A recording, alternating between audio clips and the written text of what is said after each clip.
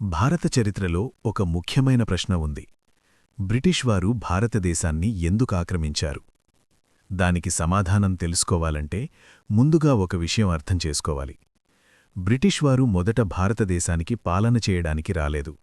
వారు వ్యాపారం చేయడానికి వచ్చారు.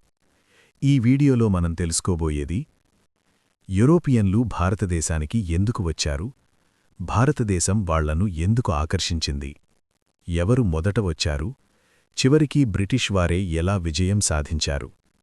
యూరోపియన్లు భారతదేశానికి ఎందుకు వచ్చారు?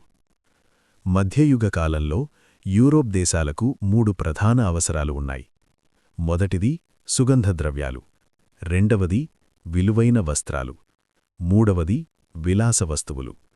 ఈ 3 వస్తువులకు ప్రపంచంలో అత్యంత ప్రసిద్ధ దేశం భారతదేశం. అప్పటి భారతదేశాన్ని ప్రపంచ సంపదల గని అని పిలిచేవారు. అప్పటి భారతదేశం ఎంత ధనికంగా ఉంది? యూరోపియన్ చరిత్రకారుల ప్రకారం ఆ కాలంలో ప్రపంచ ఆర్థిక వ్యవస్థలో భారత వాటా చాలా ఎక్కువగా ఉండేది. భారత వస్త్రాలు ప్రపంచవ్యాప్తంగా ప్రసిద్ధి చెందాయి. మసాలాలు ఔషధాల్లా ఉపయోగించబడేవి. బంగారం మరియు వెండి పెద్ద మొత్తంలో భారతదేశానికి వచ్చి చేరేవి. అందుకే యూరోపియన్ దేశాల దృష్టి భారతదేశంపై పడింది. భూభాగ మార్గంలో వ్యాపార సమస్యలు. ప్రారంభంలో యూరోపియన్లు భూభాగ మార్గం ద్వారా వ్యాపారం చేసేవారు. ఈ మార్గాలు చాలా పొడవుగా ఉండేవి. మధ్యలో అరబ్ మరియు టర్కీ వ్యాపారుల నియంత్రణ ఉండేది. ఖర్చు ఎక్కువగా ఉండేది, లాభం తక్కువగా ఉండేది. అందుకే యూరోపియన్ దేశాలు ఒక నిర్ణయానికి వచ్చాయి: భారతదేశానికి సముద్ర మార్గాన్ని కనుగొనాలి. సముద్ర మార్గం కనుగొనడం.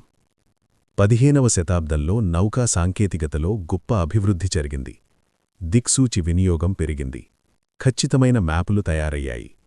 నావికత్వం మెరుగుబడింది. ఈ అభివృద్ధుల వల్ల భారతదేశానికి సముద్ర మార్గం కనుగొనడం సాధ్యమైంది.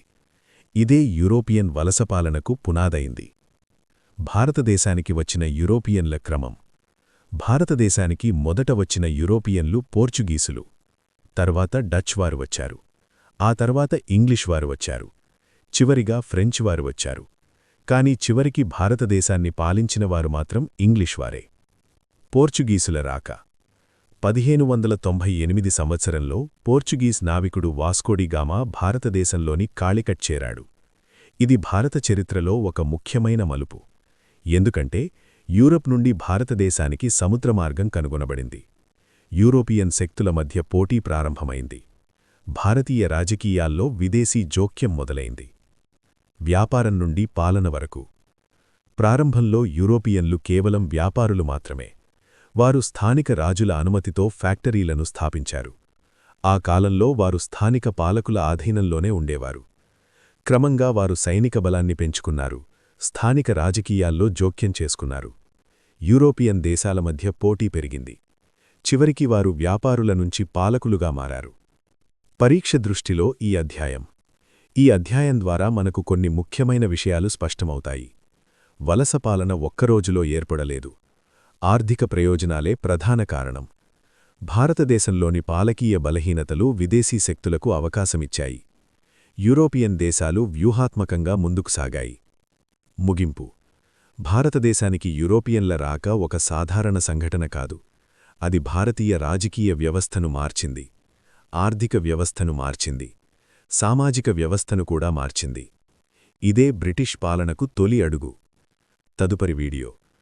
తదుపరి వీడియోలో మనం తెలుసుకోబోయేది: పోర్చుగీసులు భారతదేశంలో ఎలా స్థిరపడ్డారు, వారు చివరికి ఎందుకు విఫలమయ్యారు.